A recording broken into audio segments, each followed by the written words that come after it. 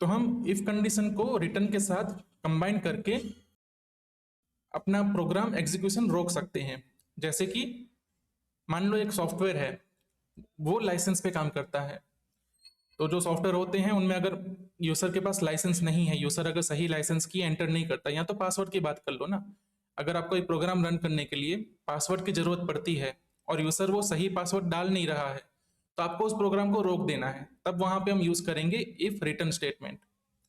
या फिर हम एल्सिफ की जगह भी इसका यूज कर सकते हैं, जहां पे हमें आगे के कोड एग्जीक्यूट नहीं कराने हैं।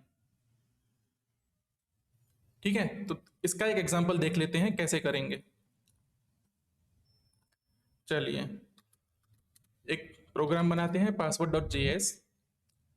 ऊपर से इनपुट लेंगे password, let password equal to process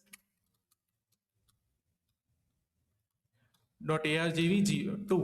ठीक है, पहला जो भी आर्ग्यूमेंट है उसको हम पासवर्ड बोल देंगे।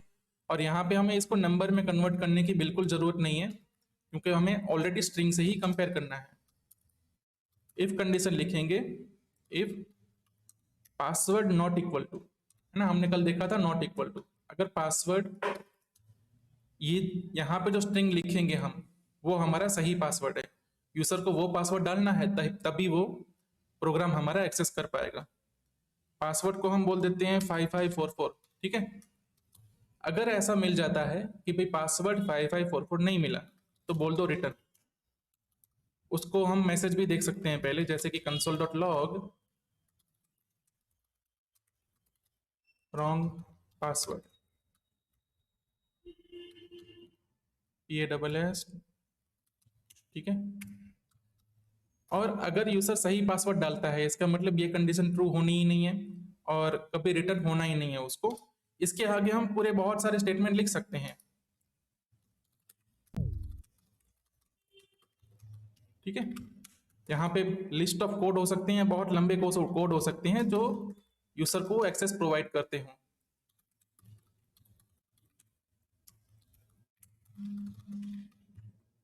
ओके, इसको रन करते हैं। मैं अपना वेबकैम ऊपर ही लेके जाता हूं। Node password dot JS. अभी मैं कुछ नहीं डालता तो क्या बोलेगा वो, भाई रॉन्ग पासवर्ड है, आगे नहीं बढ़ सकते। पासवर्ड डालता हूं कुछ और, तो भी बोलेगा रॉन्ग पासवर्ड है। सही पासवर्ड क्या था, 5544। ये डाला तो उसने क्या बोला, now you enjoy the feature. तो कभी भी आपके सामने ऐसा कोड आता है जहां पे कुछ कंडीशन है, जहां पे यूजर को रोक देना है, चलो इसके आगे जाना ही नहीं है ना। और ऐसी कंडीशन नॉर्मली होती हैं वैलिडेशन के टाइम, जब यूजर एक फॉर्म भर रहा है और उसमें कुछ चीजें हैं जो वैलिड होनी चाहिए, तभी यूजर आगे बढ़ पाएगा। तो ऐसे केस में रिटर्न स्टेटमेंट का यूज कर लेना चाहिए। वहां पे हम इफ एल्स का यूज भी कर सकते हैं, लेकिन उससे क्या होता है, नेस्टिंग होती है। ठीक है, अगर यहाँ पे हम इफ का यूज करते तो इस कंडीशन को हम इस तरह लिखते, okay, if password equal to, ये सही है पासवर्ड तो ऐसा करो। और एल्स कंडीशन में हमें लिखना होता कि भाई पासवर्ड रॉन्ग है। अब ऐसे कोड के साथ प्रॉब्लम क्या है कि भाई मेरा जो एल्स कंडीशन है ना, उसमें तो सिर्फ इतनी छोटी सी चीज आनी है, जबकि मेरा पूरा लंबा सा कोड यहाँ पे होना है। तो मेरा पूरा लंबा कोड क्या हो गया, एक इफ के अंदर नेस्ट हो गया। इससे कोड की रीडेबिलिटी कम हो जाती है। कोड समझने के लिए आपको पहले वो इफ कंडीशन हमेशा याद रखनी पड़ेगी। जबकि जो दूसरा है वो क्या है, इसको हम बोलेंगे गेट पास या फिर एंट्री बैरियर। भाई यूजर को आगे जाने से रोक दो, फिर आगे अपना कोड जैसा भी लिखना है लिखो। यहाँ पे आप किसी भी इफ कंडीशन के अंदर नहीं हो, ये पूरा एक ग्लोबल स्कोप है जहां पे आपके कोड एग्जीक्यूट हो सकते हैं। ठीक है, इसके आगे देखते हैं। तो आगे आता है स्विच स्टेटमेंट। कल हमने देखा था एलसिफ स्टेटमेंट। एलसिफ स्टेटमेंट क्यों यूज होता है, जब मल्टीपल चीजों में से कोई एक चीज ही एग्जीक्यूट करनी हो तो एलसिफ का यूज करना चाहिए हमें, है ना। तो वैसे ही स्विच स्टेटमेंट भी ऐसा ही कुछ प्रोवाइड करता है आपको। स्विच स्टेटमेंट कोई एक सिंगल वेरिएबल पे कंपैरिजन करने का ऑप्शन देता है। कौन सा कंपैरिजन, सिर्फ इक्वालिटी वाला। आप एक वेरिएबल को अलग अलग वैल्यू से मैच करा के स्टेटमेंट एग्जीक्यूट करा सकते हैं। जैसे यहाँ पे मेरा एक प्रोग्राम है स्विच वाला, ठीक है। क्या किया यहाँ पे, जेंडर डिफाइन किया है। अब जेंडर को कोई वैल्यू नहीं दी है, लेकिन यहाँ पे क्या लिखा मैंने, स्विच। स्विच लिख के इसके ब्रैकेट्स खोल दिए, ठीक है। ये जो ब्लॉक है वो स्विच का कोड ब्लॉक है। इसके अंदर केसेस लिखे जाएंगे, ठीक है। केस लिखने का फॉर्मेट ये है, केस लिखो, एक स्पेस दो, उसके बाद एक वैल्यू लिखनी है। और यहाँ पे जो वैल्यू आ सकती है वो या तो नंबर आ सकता है या तो स्ट्रिंग आ सकता है। उसके सिवा कोई और वैल्यू के साथ आप कंपेयर नहीं कर सकते हो। मैंने यहाँ पे स्ट्रिंग कंपैरिजन किया कि अगर जेंडर इक्वल टू मेल और दूसरा केस लिखा गया यहाँ पे, इसका मतलब हुआ जेंडर इक्वल टू फीमेल। आप ये लिखो और ये लिखो, सेम हो जाता है। इसके लिए ये जो एग्जांपल है देखिए, ये इफ कंडीशन के साथ किया गया है। If gender equal to male then you are male, else if gender equal to, sorry यहाँ फीमेल आना चाहिए था, ठीक है। If gender equal to female then you are female, otherwise I don't know what you are. ये else if वाला statement है, जहां पे लास्ट में एल्स ब्लॉक में हम बोल देंगे अगर कोई भी कंडीशन मैच नहीं हुई तो जो भी हमें बोलना हो। तो वैसे ही इक्वालिटी मैच यहाँ हो रहा है, ठीक है। और यहाँ पे एक स्पेशल चीज है, वो है ब्रेक स्टेटमेंट। अब ब्रेक स्टेटमेंट का क्या मतलब है, जो रिटर्न स्टेटमेंट काम करता है पूरे कोड के लिए वही काम होता है ब्रेक स्टेटमेंट का, कि भाई ये कंडीशन मैच हो गई, आगे कुछ चेक नहीं करना, हम सेटिस्फाइड है, ठीक है। अगर ब्रेक स्टेटमेंट हटा दो, ठीक है, इसका मतलब आगे और चलता जाएगा ये। अगर फीमेल मैच हुआ तो फीमेल चलेगा, ये मैच हुआ तो ये चलेगा। कंटिन्यू कीवर्ड्स क्या सर उसमें? सर इसमें कंटिन्यू कीवर्ड नहीं होता, स्विच में नहीं कंटिन्यू कीवर्ड यूज होता, हो सकता है, लेकिन वो कंटिन्यू कीवर्ड यूज होता है लूप के लिए। लूप का एक आइटरेशन हमें स्किप करना हो तब आता है। तो स्किप जो स्विच केस होता है उसमें तो हम ब्रेक का ही यूज करेंगे, ओके। और ठीक है, यहाँ पे लास्ट में एक डिफॉल्ट कीवर्ड आता है। जब कोई भी केस मैच ना हो तो डिफॉल्ट केस मैच होगा और डिफॉल्ट वाली वैल्यू प्रिंट हो जाएगी, ओके। अभी मैं आपको बताऊंगा अगर आप ब्रेक नहीं लिखते हो तो क्या हो सकता है। इस प्रोग्राम को रन करते हैं, स्विच। यहाँ पे क्या है, अभी जेंडर में कोई वैल्यू ही नहीं है, तो मैं जेंडर को प्रोवाइड कर देता हूँ value via command line argument process.argv2। जो भी पहला आर्ग्यूमेंट होगा उसको हम जेंडर मानेंगे। पहला आर्ग्यूमेंट में बोल देता हूँ मेल, तो इसने क्या बोल दिया, यू आर मेल। अगर इसको मैं फीमेल बोल देता हूँ तो ये बोल देगा यू आर फीमेल। इसके सिवा कोई और आर्ग्यूमेंट देता हूँ जो समझ में नहीं आती स्विच को, तो वो बोल देगा आई डोंट नो अबाउट यू। अब देखिए यहाँ पे ब्रेक स्टेटमेंट लिखा ना हमने, तो क्या होता है, जब फीमेल मैच हुआ तो ये प्रिंट होगा और इसके बाद ब्रेक हो जाएगा। इसका मतलब वो डिफॉल्ट पे नहीं जाएगा। अगर यहाँ पे मैं ब्रेक निकाल देता हूँ और फिर मैं फीमेल एंटर करता हूँ, अब देखिए क्या हुआ। इसने बोला ठीक है आप फीमेल हो, उसके आगे उसने कोड रोका नहीं, ठीक है। ब्रेक का मतलब इस पूरे कोड ब्लॉक से बाहर चले जाना, लेकिन वो बाहर नहीं गया। और डिफॉल्ट केस क्या होता है, एल्स कंडीशन, जब कुछ मैच ना हो तो ये हमेशा मैच हो जाएगा। अगर ब्रेक नहीं आया और यहाँ तक कोड पहुंचा तो हमेशा मैच होके हमेशा ही प्रिंट होगा ये। तो जो ब्रेक स्टेटमेंट है वही चीजों को यहाँ तक नहीं पहुंचने देते। ये एक तरह का रिटर्न स्टेटमेंट जैसा ही काम करते हैं,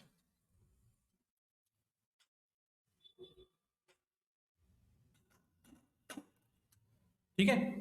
हो गया हमारा स्विच स्टेटमेंट।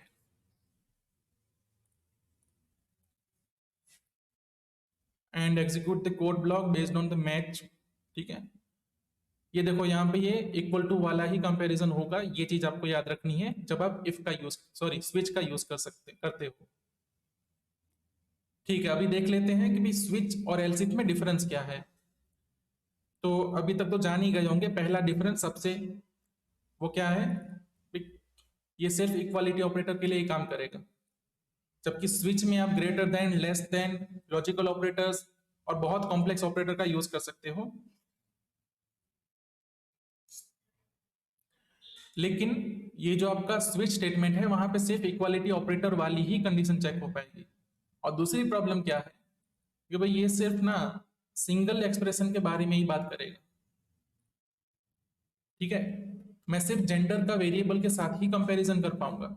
अगर मुझे दो वेरिएबल के साथ कंपैरिजन करनी हो एक साथ, जैसे जेंडर हो गया और एज हो गया, ऊपर से मेरे पास दो वेरिएबल आ रहे हो मान लो, और मुझे दो वेरिएबल के साथ कंपैरिजन करने हो, तो वो मैं नहीं कर पाऊंगा। मेरे कंपैरिजन सिर्फ एक ही वेरिएबल के साथ हो पाएंगे, जबकि एल्सिफ कंडीशन में मैं ये कर सकता हूँ, ठीक है। एल्सिफ में चले जाते हैं, जेंडर और एज में चले जाते हैं।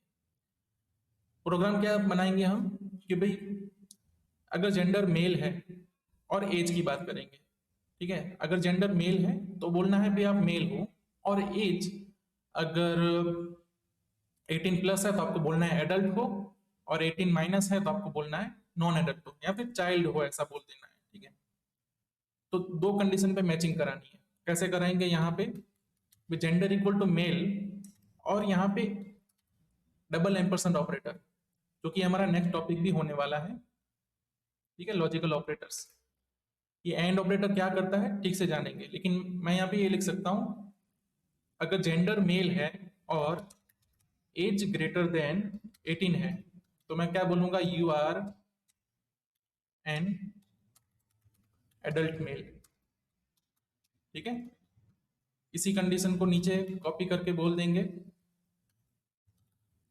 तो एल्स इफ अगर जेंडर मेल है और एज लेस देन 18 है, sorry less than equal to कर देते हैं, ठीक है। अगर यहाँ पे लेस देन इक्वल टू नहीं किया तो यहाँ पे ग्रेटर देन इक्वल टू कर देना चाहिए। अगर ऐसा नहीं करेंगे तो क्या होगा? 18 कहीं पे भी काउंट नहीं होगा। अगर मैंने ऐसा लिख दिया age greater than 18, age less than 18, तो जिसकी एज 18 है वो कहाँ जाएंगे? ओके, ऊपर मैं कर देता हूँ age greater than equal to 18, 18 या 18 से बड़ा एडल्ट कहलाया जाएगा। और इसको बोलेंगे क्या? माइनर, ठीक है ना। बराबर ये सेम कंडीशन किसके लिए लिख देंगे हम? फीमेल के लिए।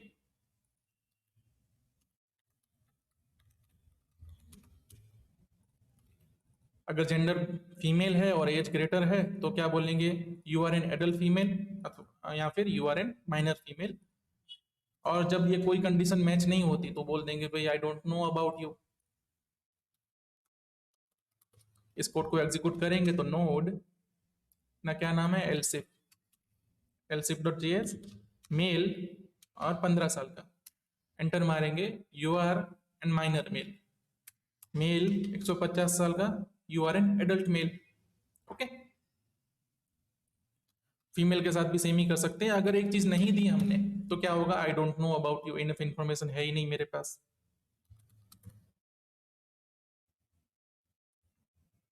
तो ऐसा बोल सकते हैं जो भी चीजें हम स्विच के साथ कर सकते हैं वो एलसिफ के साथ हो सकती हैं। एलसिफ वो सब चीजें कर सकता है जो स्विच कर सकता है, लेकिन स्विच वो सब चीजें नहीं कर सकता जो एलसिफ कर सकता है। सिंपल। अब बात कर लेते हैं लॉजिकल ऑपरेटर्स की। लॉजिकल ऑपरेटर्स क्या होते हैं? बेसिकली दो ऑपरेटर्स को कंबाइन करना या दो रिजल्ट को कंबाइन करने का काम करेंगे। अब यहाँ पे एंड और नॉट होता है, ठीक है। इनका क्या मतलब है? एंड का मतलब जो दो वैल्यूज है ना, वो दो वैल्यूज ट्रू हैं तो हम उसको ट्रू मानेंगे, जैसा हमने यहाँ पे किया। फिर जेंडर मेल होना चाहिए और एज 18 होनी चाहिए, तभी हम उसको बोल पाएंगे ना कि एडल्ट मेल है। अगर सिर्फ मेल है तो हम उसको नहीं बोल सकते कि एडल्ट है। सिर्फ एज 18 है बोल नहीं सकते कि वो मेल है कि नहीं है। तो हमारा कंपैरिजन क्या हो गया यहाँ पे? एंड वाला। एंड वाला मतलब दोनों चीजें होनी चाहिए तभी कर सकते हैं। ऐसा दूसरा केस कौन सा हो सकता है? तो कोई ऐसा दूसरा केस रियल लाइफ अभी याद नहीं आ रहा है, लेकिन ऐसी कंडीशन होती है ना, अगर आपको कहीं पे कॉलेज में एडमिशन लेना हो, ठीक है, तो वहां पे रूल लिस्ट में होता है जहां पे कुछ चीजें ना एंड वाली होती है कि भाई आपका 12 प्लस होना चाहिए, साइंस स्ट्रीम होना चाहिए। मान लो अगर आपको इंजीनियरिंग में जाना है तो साइंस स्ट्रीम होना चाहिए, और परसेंटेज इतने से प्लस होने चाहिए, ये क्या चीज तीन हो गई, एंड वाली कंडीशन, ये तीनों तो होनी ही चाहिए।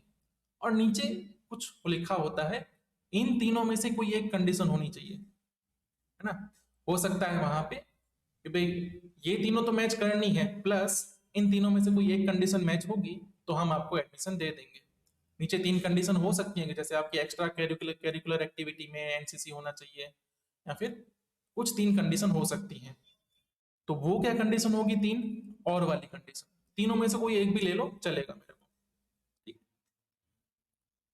तो ऐसे लॉजिक भी हो सकते हैं जहां पे हमें या तो सिर्फ मतलब या तो सब मैच कराना हो, सब ट्रू हेलो होना ही चाहिए। हाँ सर, बोलिए। एक पूछना था। एक 10th और 11 और 12 क्लास का, ठीक है। उसमें परसेंटेज रहेगी 60 अबाउट, ठीक है। हाँ और एक 10 में रहेगा 50, सॉरी 48 रहेगा। ठीक है।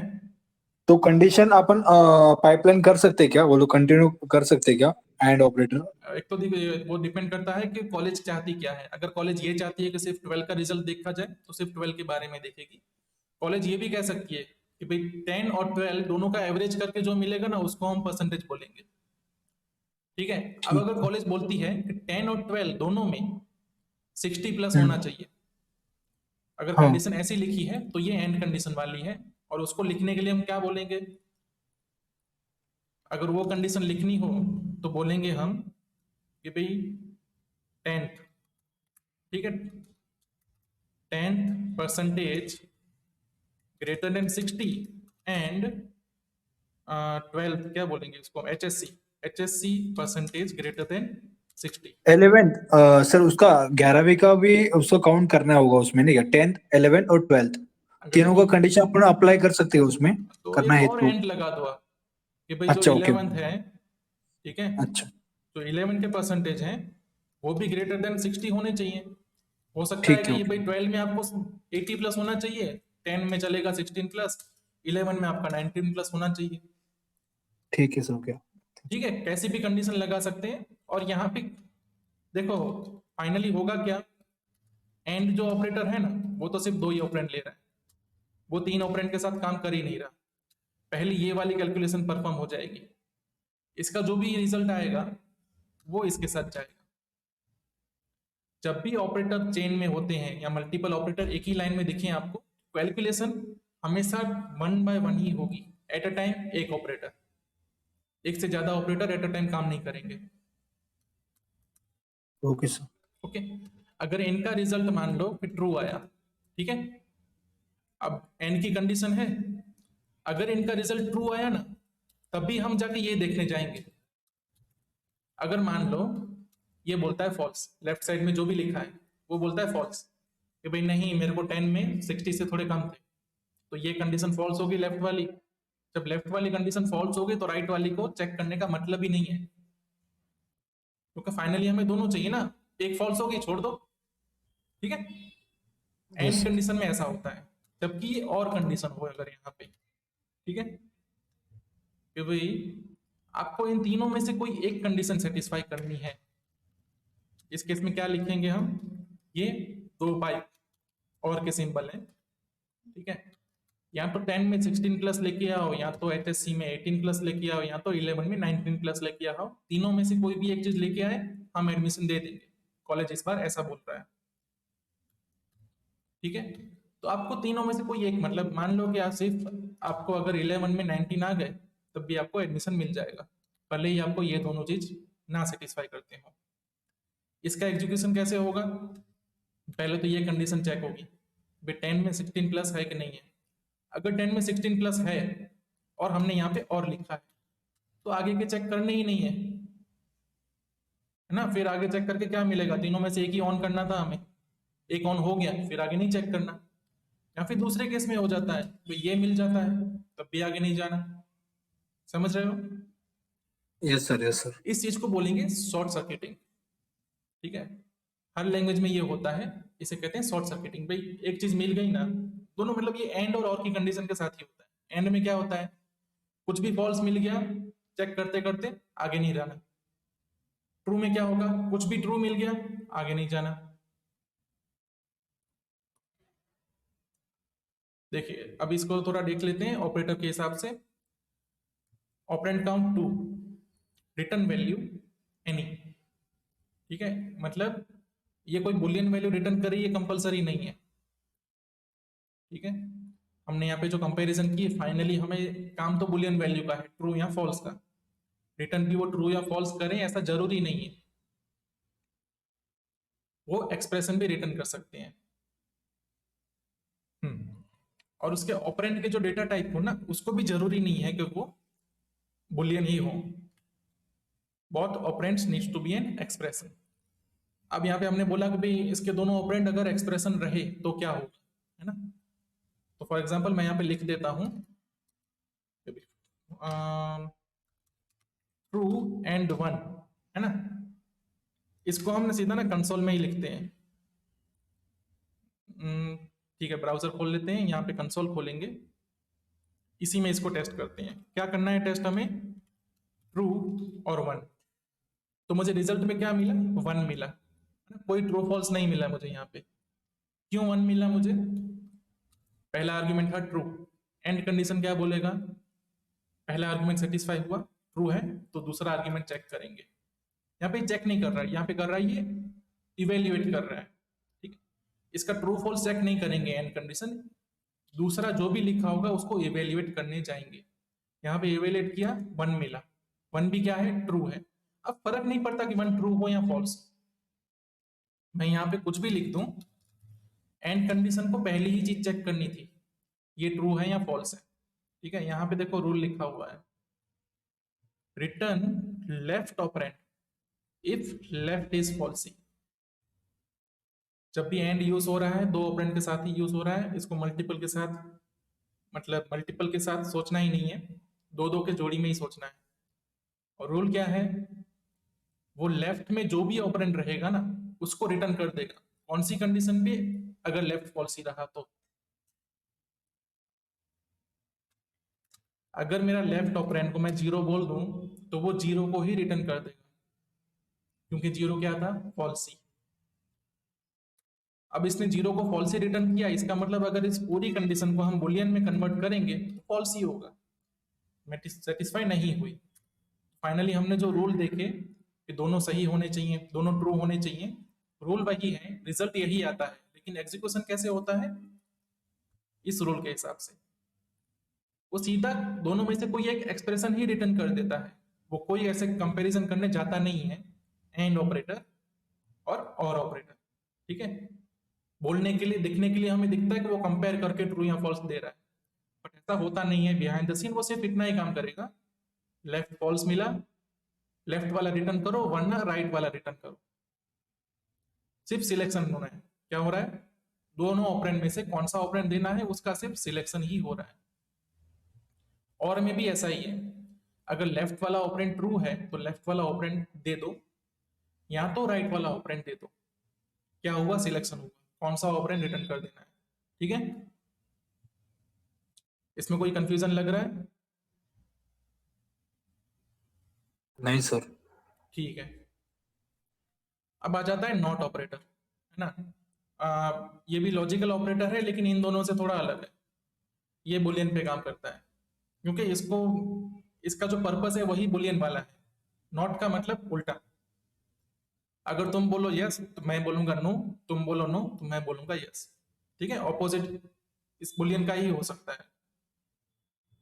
एक ही ऑपरेटर लेता है, किसी भी ऑपरेटर के साथ अपेंड होता है पहले, उसको यूज करेंगे हम। Only operator that is an expression, किसी भी एक्सप्रेशन के साथ आप नॉट लगा सकते हो।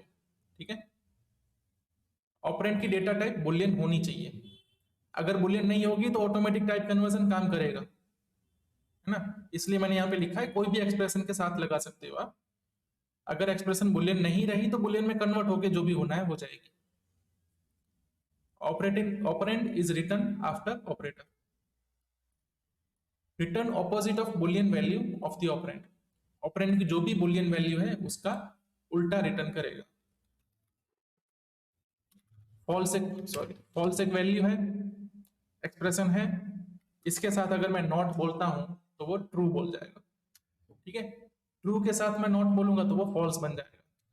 अगर मैं अमित नाम का स्ट्रिंग लिखा हुआ है उसको नॉट बोलूंगा तो क्या बनेगा, फॉल्स। क्यों, क्योंकि हामिद नाम का स्ट्रिंग क्या है, एक स्ट्रिंग है, उसको जब कन्वर्ट करेंगे बुलियन में तो ट्रू में कन्वर्ट होगा। ट्रू नॉट मतलब फॉल्स, ट्रू का उल्टा फॉल्स। किसी भी चीज का उल्टा करने के लिए हम नॉट ऑपरेटर यूज करते हैं, किसी भी एक्सप्रेशन के लेफ्ट साइड वो लगता है।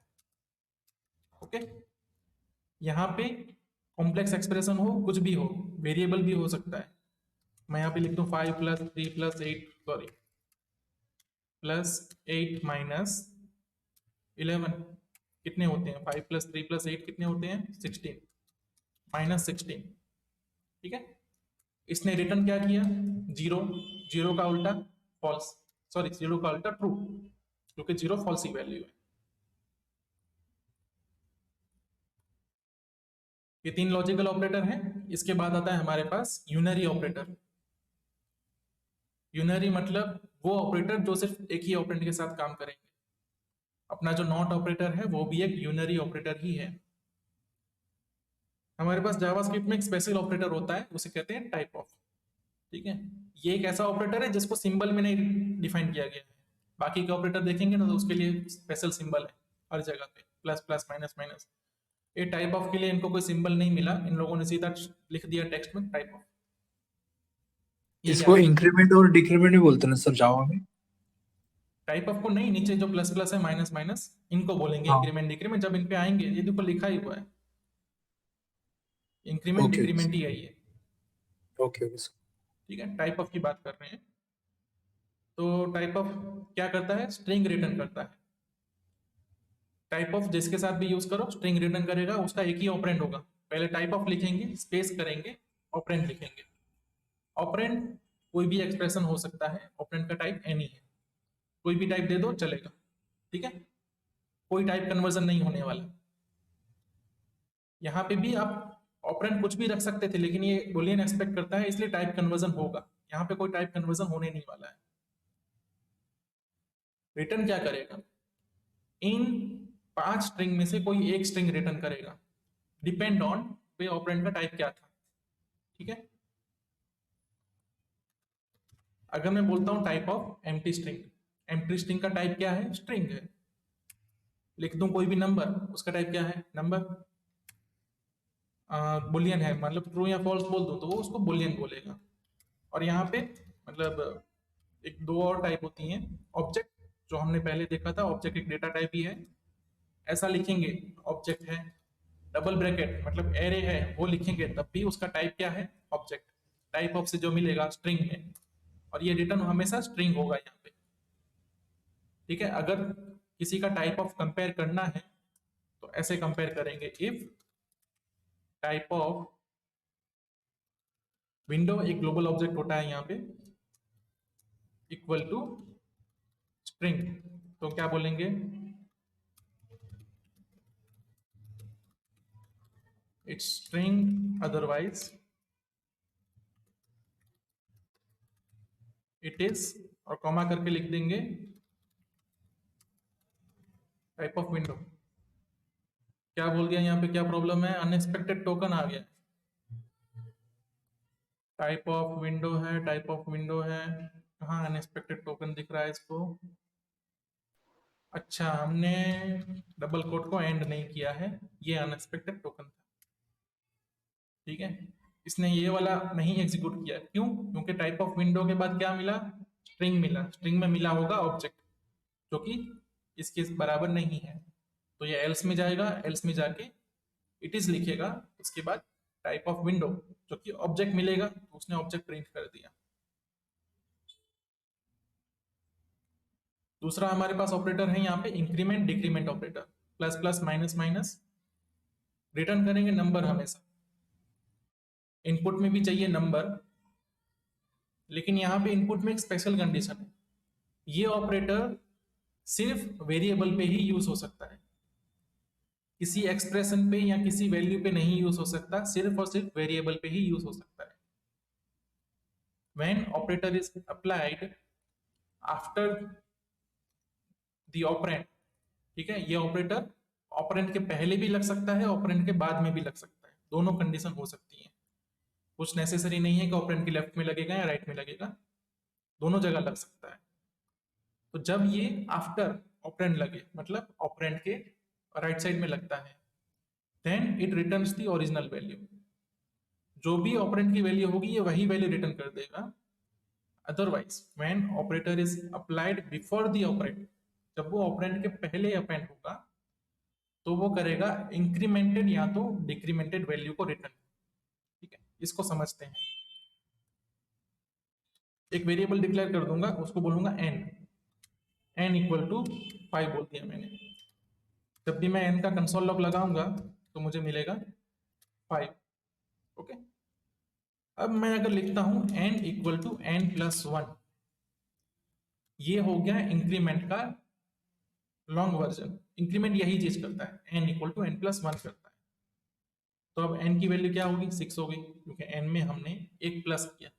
ठीक है, यहाँ पे क्या लिखा हमने, n इक्वल टू के राइट साइड में क्या है, एक्सप्रेशन है, एक्सप्रेशन में क्या लिखा है, n उठाओ, n रिप्लेस होके क्या बनेगा, 5। फिलहाल वो 6 है तो अभी 6 बनेगा, +1, 6 + 1 7। ये जो रिटर्न करेगा वैल्यू वो बन जाएगा 7, और 7 असाइन हो जाएगी किसको, n को। ठीक है, एंटर करेंगे, 7 हो गया, n के अंदर अब 7 स्टोर हो गया। इसी चीज को मुझे करना हो तो मैं करूंगा n++, एंटर मार। अभी n की वैल्यू क्या हो गई, 8। ठीक है, लेकिन मैंने प्लस प्लस कहाँ रखा था, राइट साइड में। देखिए तो राइट साइड में रखा तो इसकी रिटर्न वैल्यू क्या बनी, 8, जो कि n की करंट वैल्यू थी, है ना। n की वैल्यू अब बन गई है 9, क्योंकि प्लस प्लस इंक्रीमेंट हो गया। अब अगर मैं इस इंक्रीमेंट को लेफ्ट साइड में रख देता हूं, प्लस प्लस n करता हूं मैं, इसका मतलब अब मुझे रिटर्न में क्या मिलेगा, जो भी इंक्रीमेंटेड वैल्यू थी वो मिलेगा। अभी करंट n की वैल्यू 9 थी, तो मुझे रिटर्न में मिलना चाहिए 10। ओके, और n की वैल्यू भी 10 होगी। सेम होता है माइनस माइनस के साथ, माइनस माइनस पहले लगाओ, अब मुझे 9 दिखेगा। अगर माइनस माइनस बाद में लगाओ तब भी मुझे 9 दिखेगा, भले ही उसकी वैल्यू 8 हो गई हो। ठीक है, ये किसका है, एक शॉर्टकट है, n इक्वल टू n+1 या n इक्वल टू n-1 करने का छोटा तरीका है। मोस्टली यूज होता है लूप के अंदर, फॉर लूप के अंदर। Increment decrement number already sorted store in binding. ठीक है, चलो बाइंडिंग जावास्क्रिप्ट की लैंग्वेज में बोलते हैं वेरिएबल को। कोई क्वेश्चन है? No sir. ठीक है, फिर आगे नो बढ़ते हैं। Assignment operators. ठीक है, असाइनमेंट ऑपरेटर, इसका हम यूज करते आए हैं वेरिएबल को असाइन करने के लिए। लेफ्ट ऑपरेंड कंटेनर होना चाहिए, कंटेनर मतलब वेरिएबल होना चाहिए। राइट ऑपरेंड एक्सप्रेशन होना चाहिए। ऑपरेंड डेटा टाइप, लेफ्ट का कोई डेटा टाइप हो नहीं सकता, क्योंकि लेफ्ट साइड में क्या है, वेरिएबल। वेरिएबल का कोई डेटा टाइप नहीं होता, वेरिएबल में जो स्टोर करो वही उसका डेटा टाइप है। Assign a value two variable. ठीक है, इक्वल टू का सिर्फ इतना मतलब है। अभी ये जो दिख रहे हैं नीचे 4, plus equal to, minus equal to, into equal to, divide equal to, ये प्लस प्लस माइनस माइनस के ही बाई हैं। इनका भी काम क्या है, लॉन्ग कैलकुलेशन को शॉर्ट करना। जो लंबा लिखना पड़ता था उसको थोड़ा सा शॉर्ट कर दिया है। जैसे कि मैं बोलता n इक्वल टू n+99। ठीक है, इस केस में क्या है, मुझे लिखना पड़ रहा है n इक्वल टू n+99। इसी चीज को मैं शॉर्ट में लिख सकता हूं n plus equal to 99। Okay, जितनी बार 99 करूंगा वो प्लस होता जाएगा, n इक्वल टू n+99। तो वैसे ही इंटू मल्टीप्लाई ये सब सेम तरीके से काम करेंगे। ओके, इसमें मुझे नहीं लगता ज्यादा कुछ बताने की जरूरत है। ठीक है, जो बड़ी कैलकुलेशन है उसका शॉर्टर वर्जन। ओके, यहाँ पे आगे एक दो और स्लाइड होनी चाहिए थी, जिसकी बात कर लेते हैं अभी। एक है हमारे पास टर्नरी ऑपरेटर। ठीक है, इसको मैं यहाँ पे अभी लिख के बता दूंगा। Ternary operator. Okay, ternary operator मतलब क्या होता है, क्वेश्चन मार्क और कॉलन। ठीक है, ये एक ऐसा ऑपरेटर है जो 3 ऑपरेंड लेता है। जावास्क्रिप्ट में और कोई ऑपरेटर नहीं है जो 3 ऑपरेंड लेता है, और यहाँ पे दो अलग अलग सिंबल यूज होते हैं, एक सिंबल दूसरा सिंबल, और ऑपरेंड यहां आते हैं, ऑपरेंड 1, ऑपरेंड 2 और ऑपरेंड 3। ओके, ऑपरेंड 1 क्या होना चाहिए? ऑपरेंड 1 में कोई भी एक्सप्रेशन होना चाहिए और उसका टाइप बुलियन होना चाहिए, ठीक है, कोई भी बुलियन वैल्यू। उसके बाद क्वेश्चन मार्क लगाना है, यहां पे आएगा कोई भी एक्सप्रेशन, कॉलन के बाद भी आएगा एक्सप्रेशन। ओके, देखिए जो हमारा डबल एम्परसेंड ऑपरेटर था, एंड ऑपरेटर और ऑपरेटर, उनके काम क्या थे? दो वैल्यू में से कोई एक वैल्यू सिलेक्ट करना, है ना। तो ये जो ऑपरेटर है उसका भी सेम ही काम है, दो वैल्यू में से कोई एक वैल्यू सिलेक्ट करना। एक्सप्रेशन 1 को एग्जीक्यूट करना है या तो एक्सप्रेशन 2 को एग्जीक्यूट करना है, उनका सिलेक्शन ही करने के लिए ये ऑपरेटर है। यहाँ पे क्या एक्स्ट्रा चीज है, भाई हम कंडीशन खुद बता सकते हैं, कंडीशन हम मैन्युअली बताएंगे। वहां पे क्या थे, प्री डिफाइंड रूल थे, भाई पहला अगर ये रहा तो ये होगा, मतलब जो पहला ऑपरेंड है उसके बेस पे सिलेक्शन होता था। अभी सिलेक्शन होगा हमारी बताई हुई कंडीशन पे, लेकिन होना यही है, ये वाली एक्सप्रेशन चाहिए या ये वाली एक्सप्रेशन चाहिए, ठीक है। चलिए इसको थोड़ा करके देखते हैं। ओके, सिंपल जो इफ एल्स कंडीशन है ना, उसका रिप्लेसमेंट ये हो सकता है, जैसे कि मुझे एक वेरिएबल डिक्लेयर करना है a इक्वल टू, सिर्फ a को डिक्लेयर ही करता हूं, ठीक है। अगर मैंने a को ऐसे करके कॉलन लगा के छोड़ दिया, सेमी कॉलन लगा के छोड़ दिया, इसका मतलब a डिक्लेयर हुआ है, अभी a के अंदर कोई वैल्यू नहीं गई है। और जो भी वेरिएबल सिर्फ डिक्लेयर हुआ होता है उसके अंदर क्या होता है, अनडिफाइंड स्टोर होता है ना। अनडिफाइंड की बात की थी, अनडिफाइंड का मतलब वैल्यू अभी तक पता नहीं है। ओके, तो जब भी किसी वेरिएबल को डिक्लेयर किया जाता है और वेरिएबल को वैल्यू नहीं असाइन की जाती, तब वो बन जाता है अनडिफाइंड। अगर मैं इसको नल बोल दूं, इसका मतलब ए के अंदर अब कुछ स्टोर हुआ है, अब ए खाली नहीं है। भले ही वैल्यू नल है, नल का मतलब मीनिंगलेस वैल्यू है, बट वैल्यू है। तो अनडिफाइंड और नल में डिफरेंट होते हैं, ठीक है। करना क्या था, हमें ए वेरिएबल डिक्लेयर कर दिया, इफ कंडीशन लिखनी थी। इफ मान लो कि कंडीशन के अंदर अभी मॉर्निंग है कि नहीं है, ठीक है ना, तो मैं एक और वेरिएबल डिक्लेयर कर देता हूं कि भाई करंट टाइम क्या है। करंट टाइम मान लो 50 है, सॉरी 50 टाइम हो नहीं सकता, 15 है। 15 मतलब दोपहर के 3 बजे। If time less than 18 then not console log a equal to evening. Less than 18 तो मतलब a equal to afternoon, else a equal to evening, ठीक है। अगर ऐसा कोड मुझे लिखना है, मतलब मुझे ए के अंदर स्टोर करना है आफ्टरनून या तो इवनिंग बेस्ड ऑन टाइम क्या है, तो मैं ऐसा कोड लिखूंगा, उसके बाद मैं ए को कंसोल डॉट लॉग करूंगा तो मुझे मिलेगा मॉर्निंग या तो evening based on the value. अभी 15 था तो आफ्टरनून मिला। इसी चीज को शॉर्ट में कैसे कर लेंगे, ए इक्वल टू, कंडीशन यहां लिखनी है टाइम ग्रेटर देन 18, ठीक है। ये कंडीशन अगर ट्रू हुई, देखो यहाँ पे वही होगा, ये एक्सप्रेशन है, एक्सप्रेशन जाके बुलियन में इवेल्यूएट होगा, क्योंकि इसका इनपुट टाइप बुलियन है, तो टाइप कन्वर्जन हो जाएगा। अगर ये कंडीशन ट्रू हुई तो यहाँ पे जो भी लिखा है वो एक्सप्रेशन एग्जीक्यूट होगी, अगर फॉल्स हुई तो यहाँ पे जो लिखा है वो एक्सप्रेशन एग्जीक्यूट होगी। मैं यहाँ पे लिख देता हूँ एक्सप्रेशन, सॉरी ग्रेटर देन है ना, तो इवनिंग, और अगर ग्रेटर देन नहीं है मतलब फॉल्स है तो लिखूंगा आफ्टरनून, और उसको ए में असाइन कर दिया, नीचे लिखता हूं कंसोल लॉग ए, आफ्टरनून आ गया, ठीक है। इफ कंडीशन में लिख के अगर हम असाइनमेंट कर रहे होते तो उसको रिप्लेस कर सकते हैं टर्नरी ऑपरेटर्स। बेसिकली दोनों में से कोई एक एक्सप्रेशन सिलेक्शन करने के लिए ही टर्नरी ऑपरेटर यूज करेंगे। इसको इफ का रिप्लेसमेंट समझना है, लेकिन आंख बंद करके इफ की जगह नहीं लिख देना है, ओके। ये शॉर्ट इफ कंडीशन है, लेकिन जरूरी नहीं है आप ये लिखते जाओ हर जगह, जब आपको दो एक्सप्रेशन में से एक सिलेक्शन करना हो तभी इसको यूज करो। अगर कुछ दो चीजें अलग एग्जीक्यूट करानी है, सिर्फ आपको एक्सप्रेशन से कोई मतलब नहीं है, तो आपको इफ ही यूज करना चाहिए।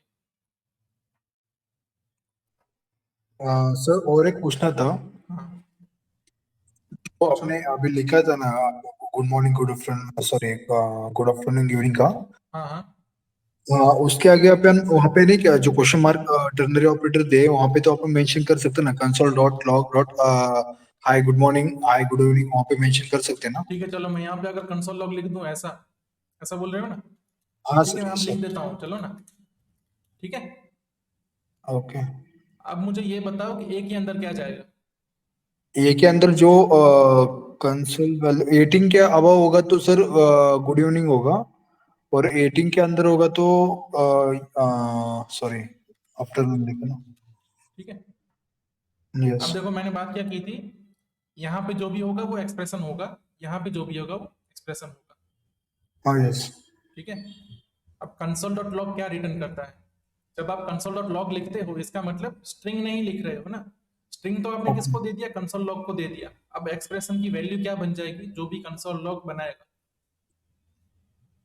समझ रहे हो? तो अब ए को वो असाइन यस होगा यस। जो कंसोल लॉग ने रिटर्न किया। तो यहाँ पे आपका कंसोल लॉग तो चलो हो जाएगा, लेकिन जो आपका हम्म। पर्पस था कि भाई ए के अंदर इवनिंग या गुड मॉर्निंग आफ्टरनून स्टोर होना चाहिए, वो नहीं ओके ओके। सेटिस्फाई होगा। इसको करके देखते हैं ए में क्या आया। ए में गया अनडिफाइंड, क्योंकि कंसोल लॉग अनडिफाइंड रिटर्न करता है। यस। ठीक है, तो ए के अंदर कुछ नहीं स्टोर होगा। तो इसीलिए जब टर्नरी ऑपरेटर यूज कर रहे हैं तो मोस्टली आपको एक्सप्रेशन के साथ लेना देना है, ना कि आउटपुट के साथ। जब आपको आउटपुट की बात करनी है या तो कुछ एग्जीक्यूशन की बात करनी है, तो आपको इफ कंडीशन यूज करनी चाहिए। ओके, एक तो हो गया टर्नरी ऑपरेटर। और एक चीज थी बीच में, हमने क्या देखा था? यूनरी ऑपरेटर था, लॉजिकल ऑपरेटर आ गए।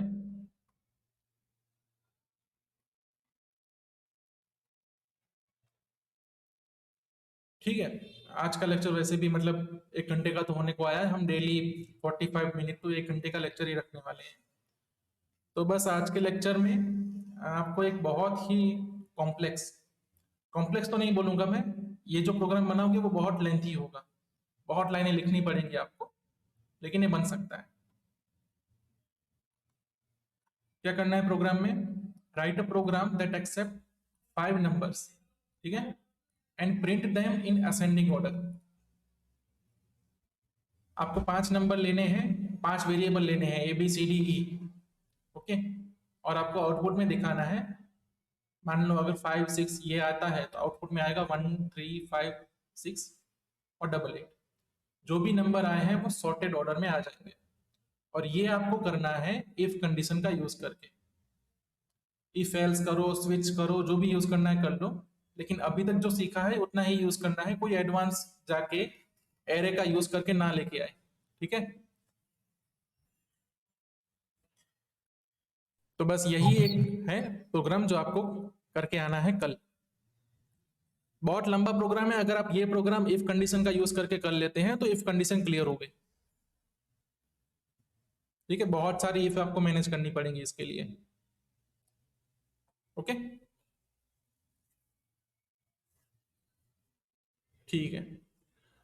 बस इसके साथ ही अगर आपका कोई क्वेश्चन हो तो आप पूछ सकते हैं, या फिर लेक्चर को यहीं पे एंड कर सकते हैं हम।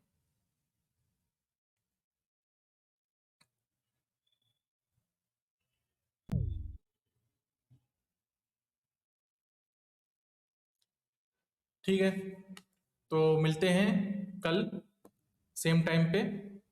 कल फ्राइडे है, हम कल मिलेंगे, उसके बाद हम मिलेंगे सीधा मंडे को।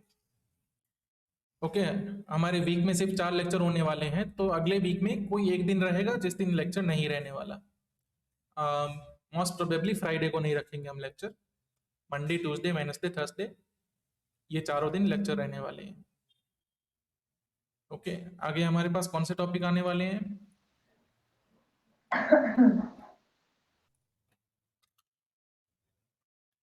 क्या नाम था सिलेबस? बेसिकली एरे आने वाला है नेक्स्ट लेक्चर में और लूप आने वाली है, उसके बाद ऑब्जेक्ट आएगा। ठीक है, चलिए तो आज का कामकाज खत्म करेंगे यहीं पे। Thank you for being here, see you tomorrow, bye bye. Okay, sir. Thank you, sir. या thank you very much, Thank you, sir. Bye. Bye. Bye, sir.